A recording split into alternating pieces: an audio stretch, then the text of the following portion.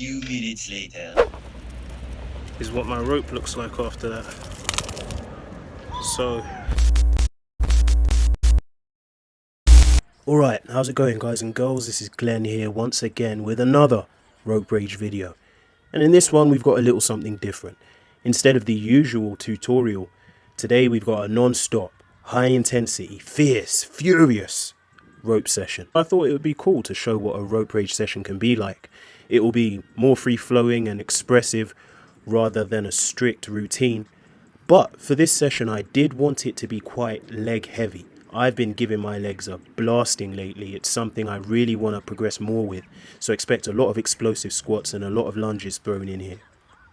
Alright, so I'm starting off with a lighter speed rope here just to get things flowing. But I will switch the tool I'm training with a few times during the session, including some nunchucks and some heavier ropes. So I'm just going to jump in here and there to describe the thought processes behind some of the routines. But without further ado, enjoy the video.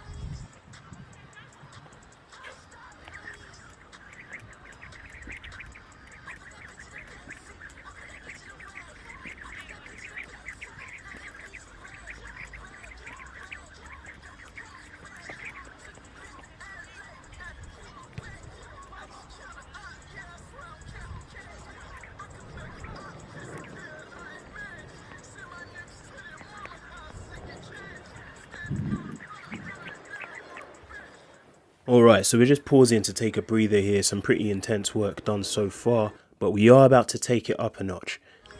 Oh, I'm sorry, what was that? Oh, these shorts. Yeah, they are pretty cool, aren't they? Those are a sample from the upcoming RopeRage apparel range, so yeah, keep an eye out for those. Anyway, back to the video now.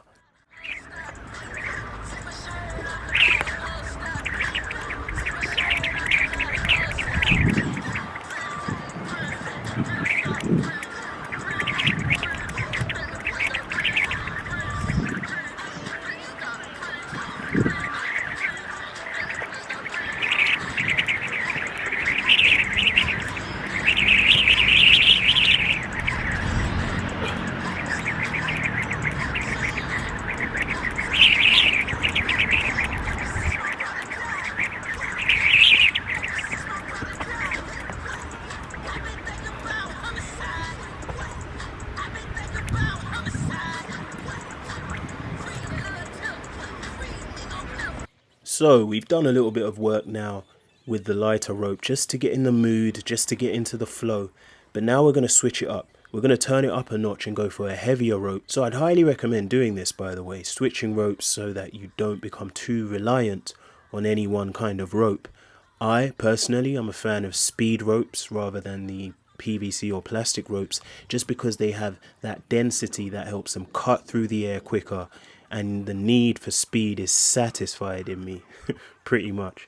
But anyway, yeah, we're turning it up a notch now. For the rest of the session we're going to stick with this heavier rope, and we are going to introduce the nunchucks at a point pretty soon also.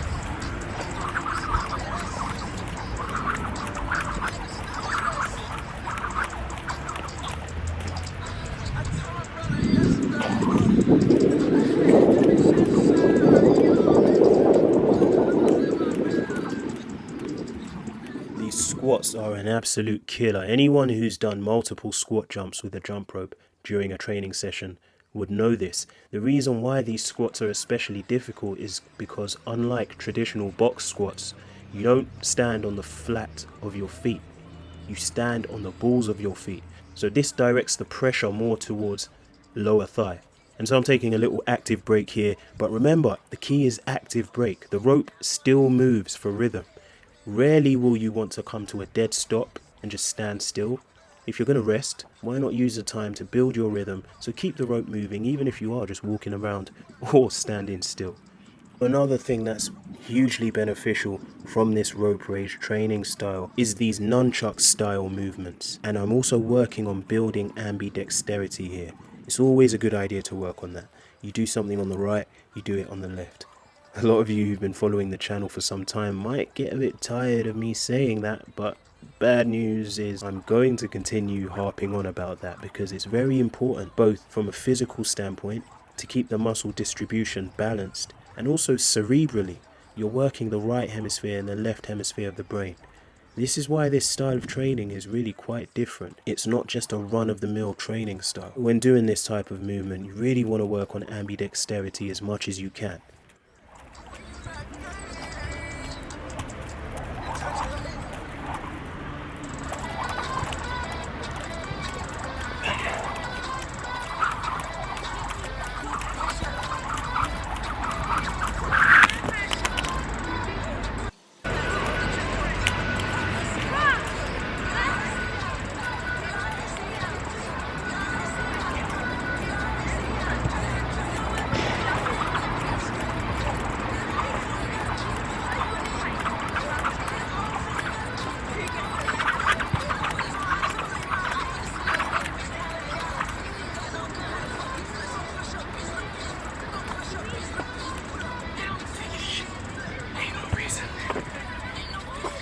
Every day my birthday, so I made a wish.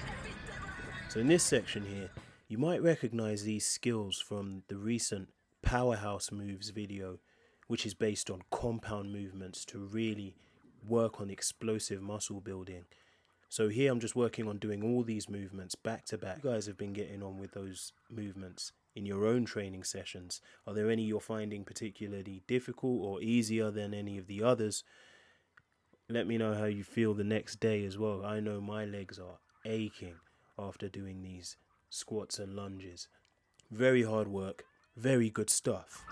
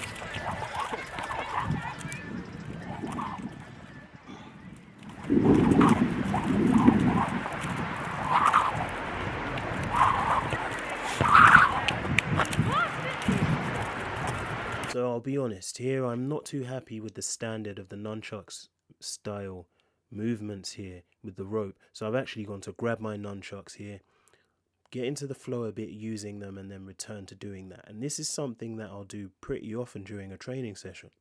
Working with different training tools, keeping the mind sharp, and getting the technique honed in. And another thing, yes, the nunchucks are on the way. We're just working on getting the measurements just right, because they can't be too long if we're going to use them for jump rope skill development. They need to be a bit shorter so that they don't obstruct while we're using them around the body. So they are coming, they are on the way, and they will be like no other nunchucks when they get here. So keep an eye out for those too.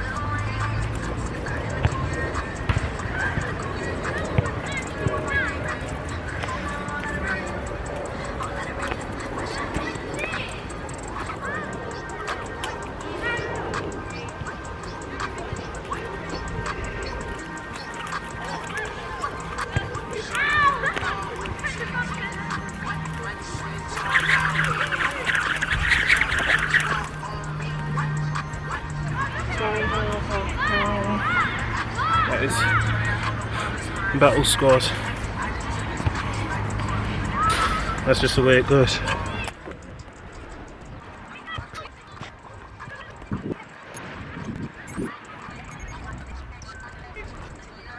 It's been a while since I've done that. Just moving with the rope like water. Experimenting, very impulsive. I'm on my own shit. Let me turn this on. Pretty much the origin of RopeRage was just expressiveness. Very good stress out there. Just expressing how you're feeling. Going with the flow. Transferring your energy through the rope. So a little bit of that today. Not even a long session. Shit's been so busy lately. But yeah, that was good stuff. I can really feel the sweat. Now I can get back home. As you can see, that was how many minutes? 20 minutes maybe? 15. It was quite a stop-start session, so not a particularly hot day today, and this is London. Let me know what you thought of this video down below, of course, as always, and for any video suggestions in future. These whip marks are starting to itch now, but for any video suggestions in future, do let me know and I will get them out. Until next time, all the best with your training and stay raging. Ugh. Nice battle scars. This is what my rope looks like after that. So a few of you have asked quite recently for a video showing how I wrap my ropes. Obviously this one is beyond repair now, but what you would do is, before it gets to this point, you'd wrap it. Invariably after your session it would wear down and you'd have to wrap it again, but this has been wrapped a few too many times. You can see a bit of the wrap just there. I will do a quick video showing how to do that, but again, it's not really practical to keep wrapping, but we make the best of the situation we have, and so we adapt. We make do with what we have, of course, until the mythical Rage rope arrives. Okay, what rope should I use? If I had a penny for every time I heard that. Short handles or long handles?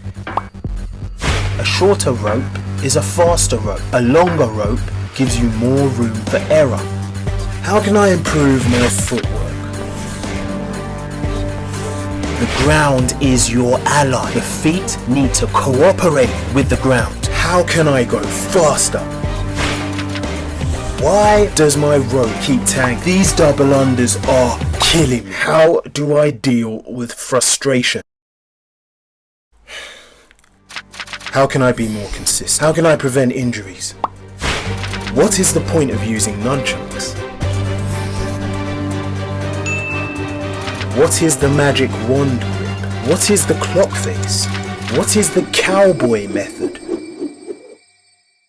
What is rage?